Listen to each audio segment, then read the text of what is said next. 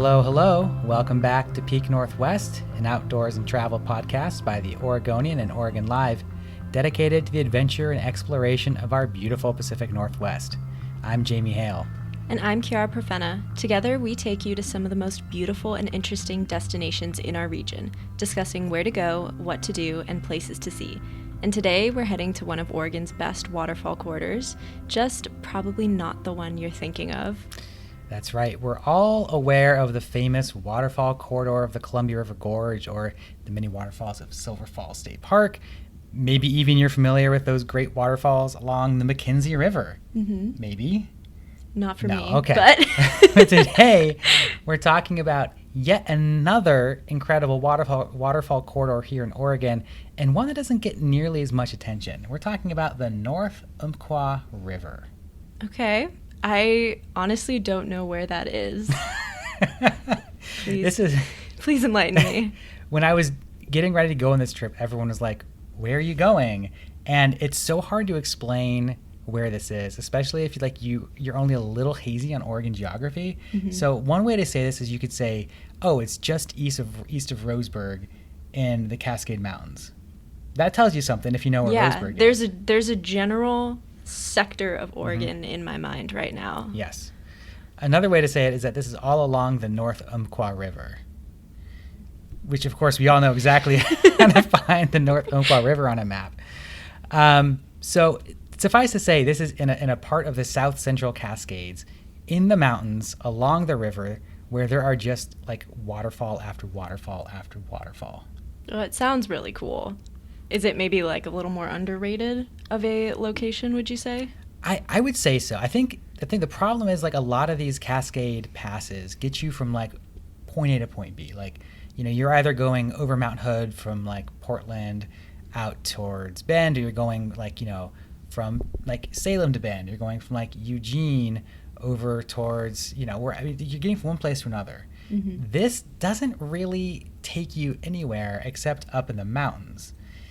Oregon Route 138, which is the highway that we're going to be along today, kind of just goes from Roseburg up into the mountains. It eventually kind of goes to the back way to Crater Lake, but that back entrance of Crater Lake is often closed. It's like not, you know, unless you're in the right season, it's not like a great corridor for like travel. So is it kind of just there for the waterfalls? It's there for the waterfalls, but also the fishing is apparently very good. Okay. And there is at least one hot spring there that we will get to later on in the show. Exciting. Keep you on the edge of your seat. We have that to look forward to. Yes.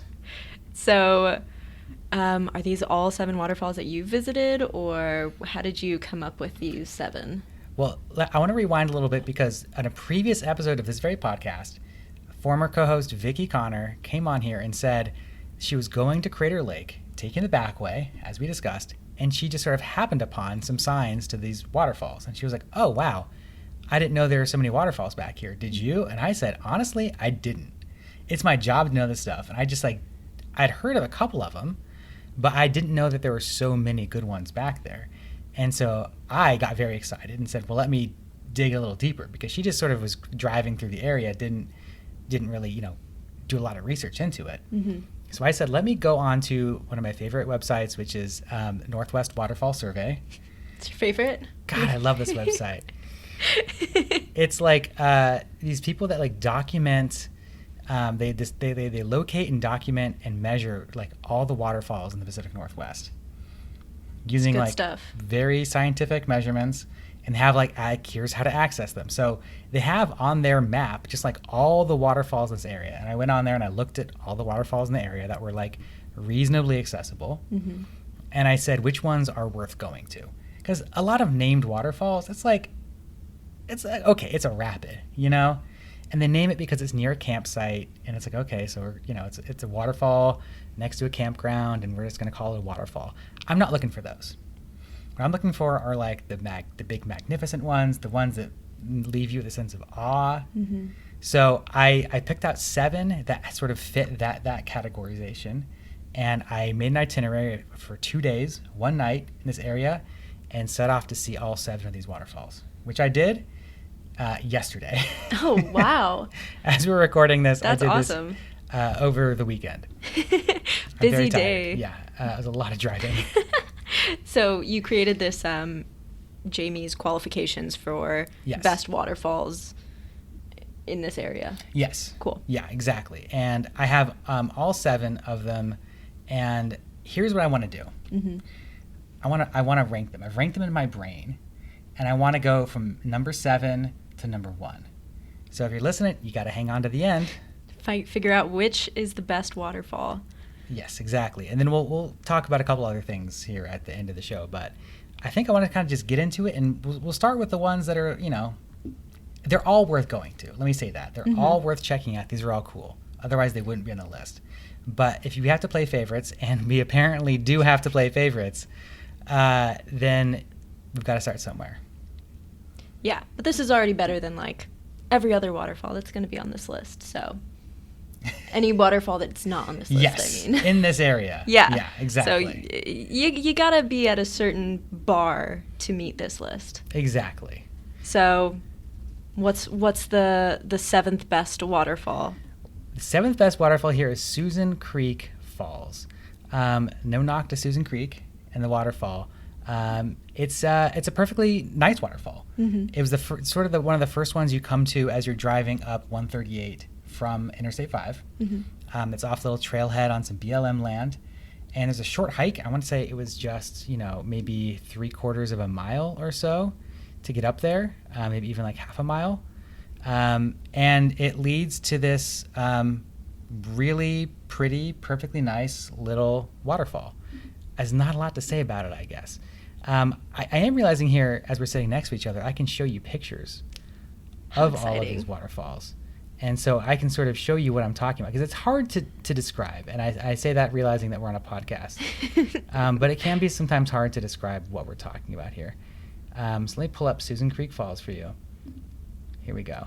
Okay. You see? She's a decently sized waterfall. Mm-hmm. Any estimation of how far that drop is? I can give you like the specific destination from the Northwest Waterfall Survey, because again, they use very scientific information, because their whole thing is like, let's get like the official measurement. Yeah. A lot of times you get like, even Forest Service, federal agencies, and they have their heights. It's maybe 60, 70 years old. It's not that new. So according to the Waterfall Survey, this is a 35-foot waterfall. Okay. And that's nothing to sneeze at. Yeah, that's a real waterfall there. That's folks. a waterfall. It's a perfectly lovely hike. One weird thing about this hike is that it does apparently currently have some sort of like closure during the week. So there's a sign up saying the trail's closed Monday to Friday. I was there on a Saturday, so no big deal, but just something to know. Okay. And any other like factors that put this waterfall on the list? I mean, it's got some decent amenities. Mm-hmm. It's very easy to get to. Family friendly. This is a hike that's like not difficult. Anyone can do it. It's just fine. It's just a fine waterfall. Perfect. Sounds like a great one to start off on. We can only go up from there. Exactly. So the next on the list, number 6, if you will, is just right up the road, actually. Not that far. This is a place called Fall Creek Falls. So this is, again, it's sort of about the same length of a hike. Mm-hmm. It takes, roughly, a mile or so to get to the waterfall. Maybe a little bit more than a mile. This hike, though, was a bit tougher. There's a lot of like loose rock. It's parts of it are kind of cool. There's sort of like this chasmy, like you're squeezing between these like rock walls at a point, which is really cool. But there's definitely like a lot of narrow trail.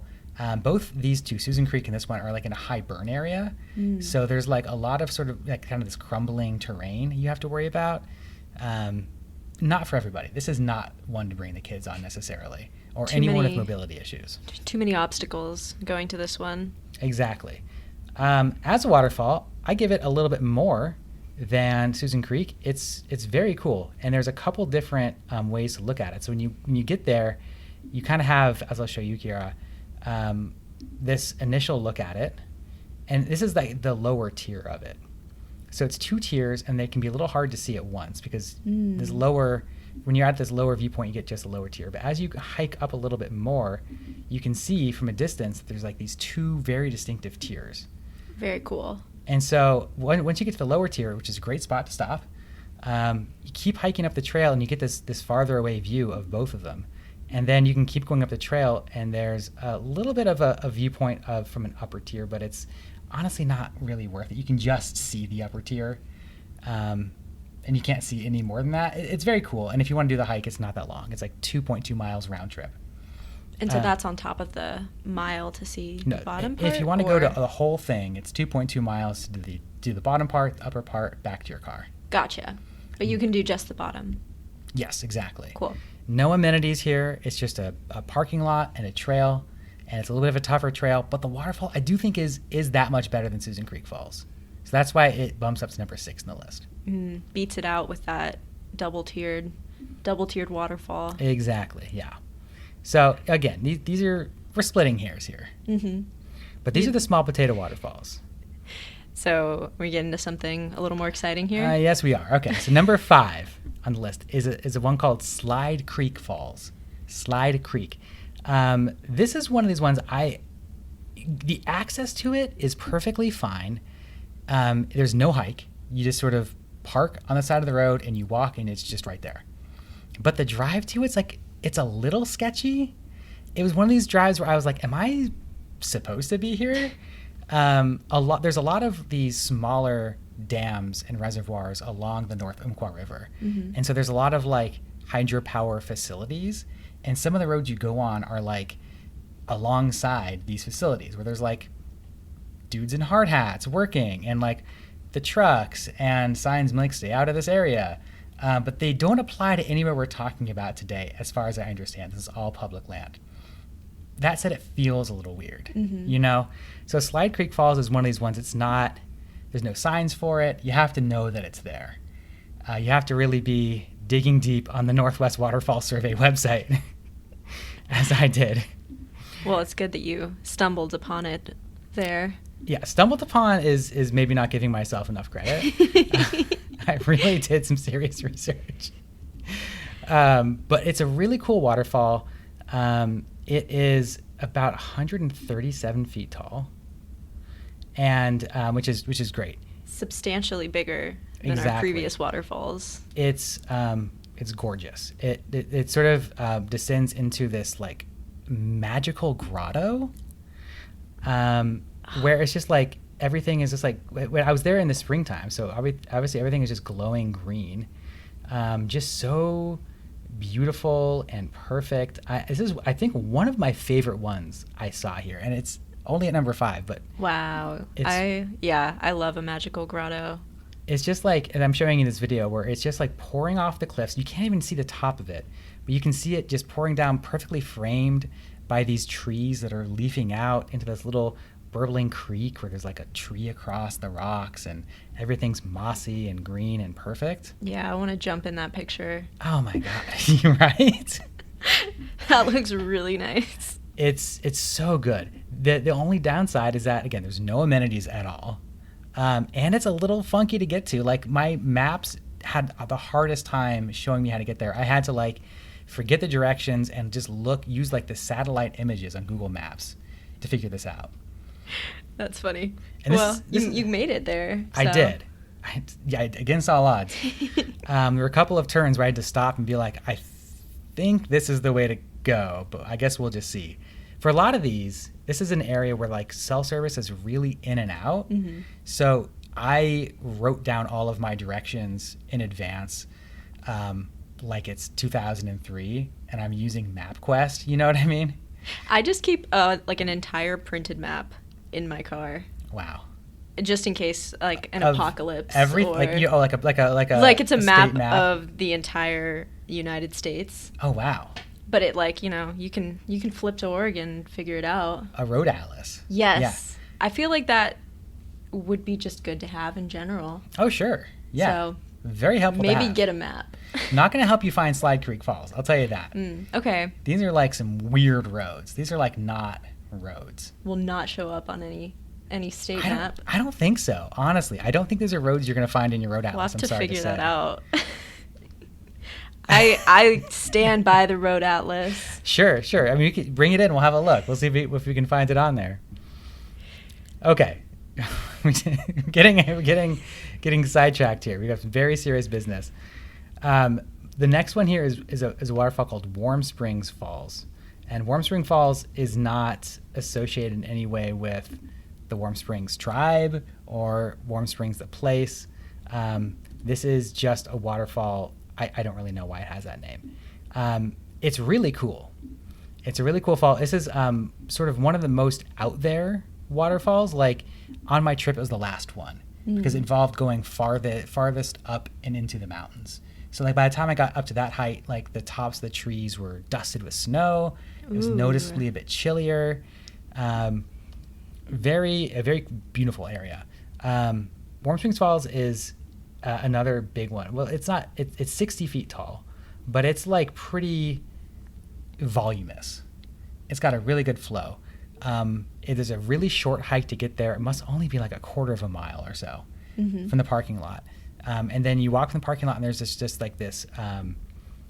this wooden viewing platform way up high above the waterfall and across the river. Ooh, okay. And you get this really good look across the river at it. I'll show it to you now, Kiara. You can kind of see it's just like this really, really cool waterfall. It comes like right out of like the cliffs, and has this big spray at the bottom. So it's not tall, but it's impressive. pretty wide of a waterfall. Very, very cool. I put this sort of, again, once we're getting to the top of this, like they're all so good. This is a great waterfall. I knock it a little bit because just like the last one, driving there is insane. And you keep thinking to yourself, should I be here? Is this road open to me? I was happy there were other cars also driving to this place because I could like follow someone in who clearly was just another regular person. But when we parked, we got out of the car and we're like, that was crazy, right? So were these places like populated on a Sunday or? No. They're pretty dead? Well, these ones we've talked about so far are pretty dead. Okay. Like Warm, it really, it honestly varied. I was kind of surprised by how much it varied. I thought like, okay, it's May. This is like ideal waterfall season. It's going to be like busy everywhere, except maybe the remote places. This one, I was in the trail with two other people who were from Missouri. We had a little chit chat. It was very nice. And that was it. But some of them were like, more crowded than others. Well, once we get to the top of the list, we'll talk about this a little bit more too. Okay. That's number 4? Yeah, number 4. Okay. So we're getting to your top 3 waterfalls. Top 3. Okay, this is fun. Number 3 is one I'm not sure how to pronounce. I say Lemolo Falls. It could be Lemolo Falls. It's spelled Lemolo. Kiara, how would you pronounce that? I mean, I would default to Lemolo. I think I'm just like, that's how I would read it. As an English major, that's how I would read it. So this is the biggest hike I had to do of this trip. So this one was about 3.5 miles round trip. I parked up at this like really kind of random trailhead, really again high up there in the mountains, and I hiked down through the forest. There's nobody there. I didn't see a single other person, a single other car. It was just me in the woods. It was great. I loved it. It was like a kind of an up and down trail. It was a little bit more intense than I anticipated, but certainly doable. I'd call it like a moderate hike. It is on a part of the North Umpqua Trail called the Dread and Terror section. Ooh. Which is 13 miles of apparently dread and terror. I'm dying to do this hike. I don't know when I'm going to have time to hike 13 miles one way. I would love to go with you. We should do that together. We should do it. You need to either have a car on either end, camp on one side somehow, or hike 26 miles in a day. Oh my gosh. But dread and terror sounds so enticing. I know. I'm with you. It sounds, I don't know why that's so enticing, but to me, I'm like, yeah, sign me up. I think it's like the bragging rights to say, I hiked the dread and terror section. Yeah. And I survived. Well, one end of the dread and terror. So this is the one far end. The other terminus is at Umpqua Hot Springs. Ooh. So So you get a little reward at the end. Yeah. And then, I don't know, I guess well, hopefully you have a car there and you can just drive home. Yeah. We'll see. If 2 people did it, easy. Yeah, exactly. So that all to say, at about, like 1.75 miles or whatever into this hike, there's this beautiful viewpoint over Lamolo Falls. And it's gorgeous. It's really, really cool. It's a big one, 165 feet, according to the Waterfall survey, just like pouring off the side of this cliff in a way that is like very cool. As you can see in this video, Kiara, it's kind of like, there's not like a gap underneath of it. It kind of slides down the cliff in this certain way that's really, I'm sure there's a name for that kind of waterfall, but it just sort of has this like one, like, it looks just like the river is running down the side of the rock. It does. It looks very, very peaceful of a location too. And it was pretty empty, you said? So there's nobody there. Nobody there. Yeah. Is that what made it number 3, or what was your factor? I think it's just the setting is so good. This is like one of these places you're like, it's unforgettable. I mean, it's just like one of these like Jurassic Park waterfall moments where you're like, wow, you can hear the music playing in your head. Da, da, da, da, da. The hike was really cool. It gets knocked on this list to 3, I think, because it is hard to get to. You have to be able to hike 3.5 miles to get to it. Fair. And that makes it, I think, the least accessible on this list. Least accessible, but worth it if you're willing to do that. Definitely or if you're worth able. It. Yeah, if you're out here and you're doing this kind of waterfall hunting, which I love to do, the completionist part of me loves this sort of task, then it's definitely worth stopping at and checking out. So moving on up to number 2. Okay, number 2 is probably the most popular waterfall on this list, and the one where I saw the most people. There were like a steady stream of people coming either way on the trail as I was there at like 9 in the morning. And this is Tokati Falls. It's right off the highway. So this is like one of 2 waterfalls where you're really going to see like a sign. Well, there's several, but like one of the 2 big ones where you see a sign that's like Tokati Falls this way. It's really not far. It's a pretty short hike to get up there as well. I think it's just about 0.5 mile or so to get to the waterfall. So about a little less than a mile round trip. A lot of stairs is one thing. You really have to be willing to climb stairs. They have like inserted very helpfully a lot of various staircases throughout the trail to make it a lot more accessible, but that does mean you're climbing so many stairs. But the waterfall itself is really cool.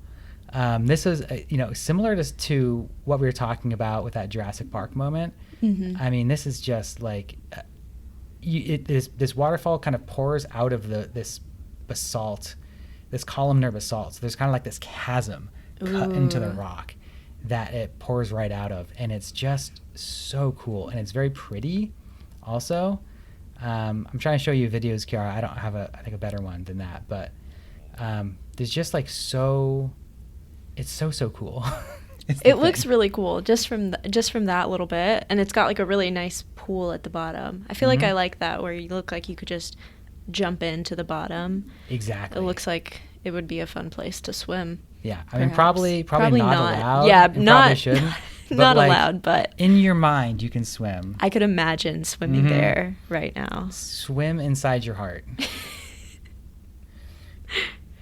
So Tokati Falls, number 2, which leads us to number 1 on this list. Drum roll? I don't know if that's going to sound good on the audio. Drum roll in your mind. It's Watson Falls. Woo, Watson. Okay, tell me about it. I love Watson Falls. I immediately fell in love with this one. So this is another one. It's right off the highway. It's not that far from Tokati Falls, just a little bit farther up. It is another big one, 293 feet. Ooh, is this our biggest waterfall, perhaps? On this here, yes. That's tall, y'all. That's a big waterfall. It has several stages of it, I guess. There's sort of the big drop, and then as you're hiking up to it, there's all these little sort of rapids and rivulets that kind of you pass by as you're going to it. There's a really cool boardwalk that passes over some of the rapids, Mm-hmm. which I can show you here, but I don't even have one. But there's a lot of like these great little beautiful rapids flowing down the mossy rocks.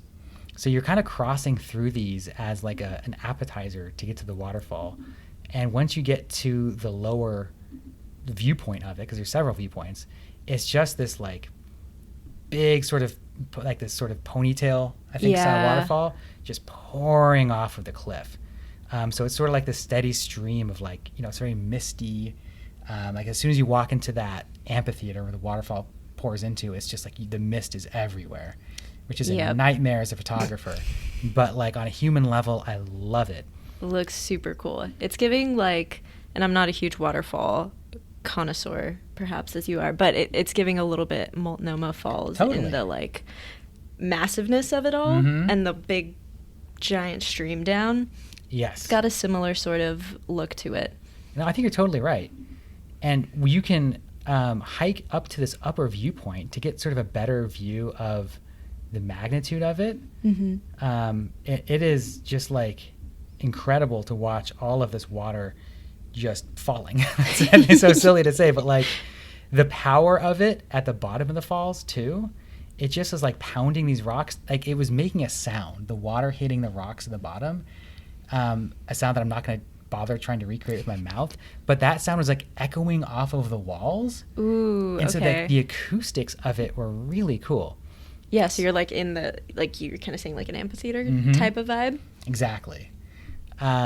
It's not that hard of a hike to do. It was only, I want to say, around a mile or so, maybe a mile and a half round trip to go up to the top and back down. Pretty short, very easy. Not very, I mean, it was relatively easy. I saw a dad and like a 6-year-old girl with him, and they crushed it. No big deal. So this is definitely a hike you could take a family on, as long as your family can do a little bit of walking uphill. Incredible waterfall. The parking lot where you park has a bathroom. It's got a lot of area for parking, good signage.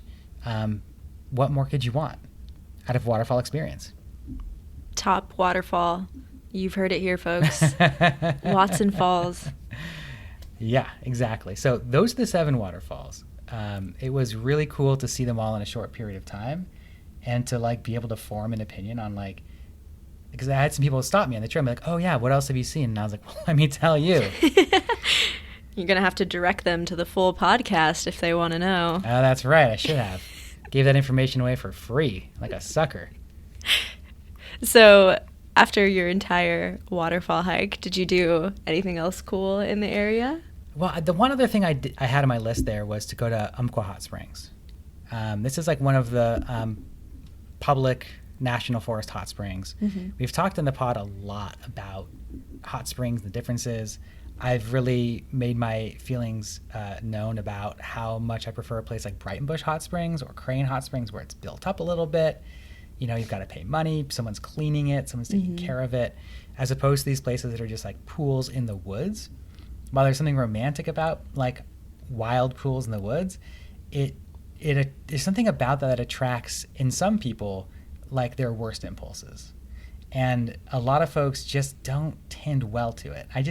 The vibes are different in a way that is not quite for me. If I was 16, I'd be like, great, I can do whatever I want here. But as like, a 37-year-old, I'm like, maybe we shouldn't all be doing whatever we want here, So is this one of the latter? Yes. Okay. So I've not been there because of this. I've sort of been putting off because it just didn't seem like a place I really wanted to go. But I was like, I'm going to be right here. I got to check it out. I knew it would be crowded. So it was the first thing I did on Sunday morning. I woke up. I got there at 7:45 in the morning. Wow. The parking lot was half full already. So people had been there. I passed some people who were already leaving at that point. And I got there, and there's, you sort of do this hike through the woods. It's not a very long hike, but it's like kind of sketchy in that there's like a really steep climb up some like old exposed tree roots, and there's like a railing you can grab onto, but it's falling apart a little bit. It wasn't great. There wasn't a lot of good signage. I got there, it was fine. People there were very nice who were there. I soaked in one of the pools for a little bit. Of course, I had a huge day of waterfalls ahead of me, so I didn't take that much time. But it was a perfectly lovely, beautiful setting in the woods there, kind of high up above the river. And there's like pools. The lower you get down in the pools, the cooler they get. Mm-hmm. So the ones at the very top were a bit warmer, and then the one I was in was just perfectly like a warm bath, which is all I need. It was kind of misty, and it was spitting rain a little bit, and it was gray, so it was kind of nice actually to sort of be in a hot spring and that kind of weather. So worth being up at whatever hour you were awake at to get there? I mean, listen, I had a long day ahead of me anyway. I was gonna be awake early. Fair. So, but I mean, if you're gonna go, that is a good time to go. And this time of year, it's like the sun is up. It's true. It's not dark at 7 a.m. Right. Could be worse. Exactly. I'm sure like you could probably finagle your way in there at other times of day. Mm-hmm. It's just one of these places where when the parking lot's full, there's nowhere to park. And you don't want to like block the road. I'm sure people do.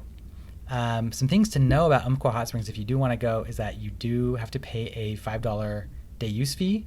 They've got like a QR code there. You have to download your recreation.gov app in advance and scan the QR code. You pay your $5. It's all very easy.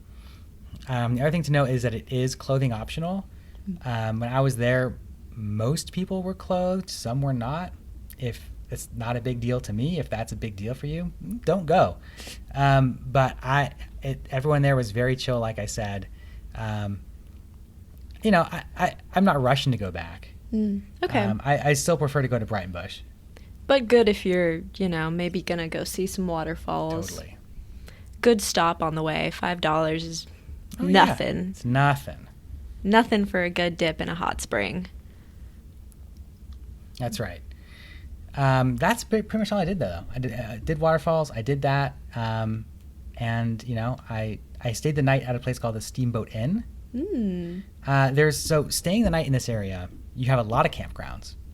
A lot of perfectly good campgrounds, I'm sure. I was really interested in this place called the Steamboat Inn. It's been up for sale for a couple of years, but it's basically an old fishing lodge. That's kind of what it's known for. This is like good fly fishing territory. Mm-hmm. So it's sort of like a place that was beloved but from fishers for that reason. I stopped off and I got a little what they call a cabin. It's basically a hotel room. And it was really pretty great, actually. It's got like lodge vibes. So it's, sort of like old school, like a lot of exposed wood, but very modern, very well done. Everything was clean and like, up to date. And my room was on it, like on the back of it, there was this long shared deck that all the cabins shared, and the deck was right over the river. So I could sit in bed, open the screen door, and just listen to the river.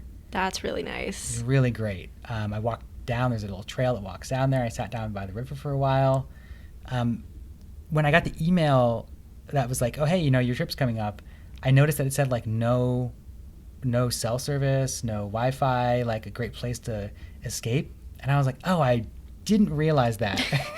I kind of needed cell service. Oops. I did like want to like call my family. Nope. So when I got there, I was like, okay, like let me lean into this a little bit. I've got a book I've been trying to finish, and so I sat there for like many hours and just read, listened to the river, and it was really nice. And then I went to go eat dinner in the lodge, and I noticed a sign that I somehow missed before that said, oh, here's the Wi-Fi password. So funny. Oh, no. And once I got it, though, I was like, okay, good. I did sign in, and I did reach out to Sadie and told her I was I made it. But then I was like, I actually don't really want to just read the internet. I want to just keep reading my book and hanging out by the river. So I just did that. Yeah, that sounds pretty ideal. I'm all for an unplugged vacation next to a body of water. It was good to have, as mistaken as I might have been, like the excuse to unplug. Yeah. So it was very nice. They had like a very nice dinner. Everyone there who worked there was really great. It was very beautiful. So I would definitely recommend the Steamboat Inn to anyone who wants to stay in that area. Well, sounds like a really nice little trip. So you're just there one night? Just one night. Pretty fun time though. Sounds like it. It was good. I definitely would recommend it to anyone who has not been to this area, who's maybe looking for something a little bit different, or any waterfall aficionados. certainly. That's not you? Yeah, any fellow waterfall aficionados? That's right. We already have one here, so if anybody else is interested in waterfalls, you know where to go. That's right. But so if you are listening and you do want to take this trip, my advice would be to maybe not do just one night. It was crazy. It was crazy to do what I did. To wake up at 6:30 in the morning and get home at 6:30 at night. So much driving, so much walking, so many waterfalls. I would split them into 2 nights. If you could do a Friday to Sunday, that's a great way to do it. Midweek obviously is a great time to do it too. Do definitely just make sure you have written directions everywhere you want to go. I mean, we did this top 7 waterfalls. Obviously, the top 3 are great ones to go see. The top 2, Watson and Tokatee, you got to see. Mm-hmm. Hands down. Beyond that, if you want to do some hiking, go to Limalo. If you want to kind of go out a little farther out, Warm Spring Falls is a good one. Slide Creek Falls if you really want to start hunting things down. And the first 2 we talked about, Susan Creek and Fall Creek, they're right off the side of the highway, really easy to get to. If you have time and you want to check them off your list, it's a great stop. If you don't want to or you don't have time, no need to stop. Mm-hmm. That's how I feel about it. And just make sure you got, if you're in this kind of season where it's rainy and it's wet, it's muddy, you got to have your waterproof hiking shoes. Those saved me a few times where there were just enormous puddles across the trail, and it's nice to be able just to walk through them. It's good to know. I don't own any waterproof shoes, so I'm not as prepared for a 7 waterfall trip day as you are, unfortunately. If you're going to be doing more hiking in the rainy season, can't recommend it enough. Okay. I'll have to do some research there, but good to know. Yeah. So it's a great trip. It's this hidden little area, but I don't know. I kind of like the opportunity and excuse to go to a place that I wouldn't go to otherwise. Mm-hmm. I'm not a fly fisher. I don't do that sort of thing. I'm sure if you're in that community, this is a great place. You know all about it. For those of us who aren't, do check out the North Umpqua River. There's a lot of other good hiking we didn't talk about. I'm sure a lot of other good sites you can see. Just a good place to just get into the forest. Well, sounds like a pretty serene day at work. Maybe not serene. Maybe busy and busy. Serene. Yes. It was both busy. It had its busy moments and its serene moments. Good balance there. Yeah, that's when people are like, oh, wow, so cool. You got to do that for your job. I'm like, yeah, it is so cool. And wow, it's way busier than you think it is. Well, I don't know how many other people will be hitting every single waterfall in a day, but if that's your plan, now you know. Now you know. Now you can do it.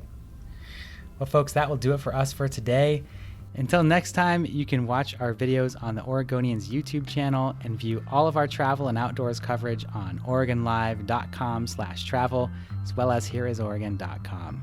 Please leave us a rating or review if you enjoy the show, and if you want to support this podcast as well as our local journalism, please consider a subscription to Oregon Live.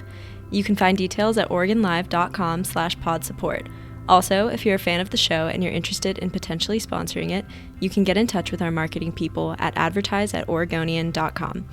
This episode of the show was produced by me alongside Jamie Hale and Vicki Connor. Stay safe and happy travels, everyone. Until next time, we leave you with this 10 seconds of Zen.